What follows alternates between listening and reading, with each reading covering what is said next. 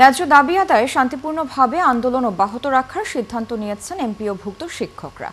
একই সঙ্গে শ্রেণীকক্ষে কর্মবিরতি অব্যাহত থাকবে বলেও জানিয়েছেন এমপিওভুক্ত শিক্ষক প্রত্যাশী জোটের সদস্য সচিব প্রিন্সিপাল মাওলানা দেলোয়ার হোসেন আজিজি।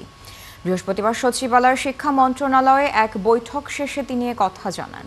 শিক্ষকদের উত্থাপিত ৩ দফা দাবির বিষয় নিয়ে এমপিওভুক্ত শিক্ষা জাতীয়করণ প্রত্যাশী জোটের ১৬ সদস্যের একটি প্রতিনিধি দলের সঙ্গে শিক্ষা উপদেষ্টা অধ্যাপক ডক্টর চৌধুরী রফিকুল আবরার ও শিক্ষা সচিব রেহানা পারভিন এই বৈঠকে ছিলেন। ৩ দফা দাবিতে গেল কদিন ধরেই আন্দোলন করছেন তারা। প্রজ্ঞাপন জারি না করা পর্যন্ত কোনো শ্রেণী কার্যক্রমে ফিরবেন না বলেও জানান আন্দোলনকারীরা।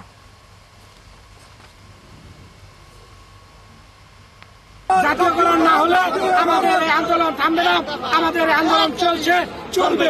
শিক্ষকরা ক্লাসে থাকার কথা, কেন আজকে আমরা মাঠে এই শহীদ মিনারে? আমরা বলতে চাই, শিক্ষকদের ন্যায্য দাবি অনতিবিলম্বে বাস্তবায়ন করুন, প্রজ্ঞাপন দিন। আমরা বেশি কিছু চাই নাই, 20% বাড়ি ভাড়া, 1500 টাকা চিকিৎসা ভাতা এবং 75% উৎসব ভাতা কর্মচারীদের জন্য, সেটাই চাচ্ছি। মাত্র 20% বাড়ি ভাড়া, এটাই বর্তমান যুগের জন্য কিছুই না, অথচ এই দাবিটা আমাদের পূরণে রং তামাশা চলতেছে।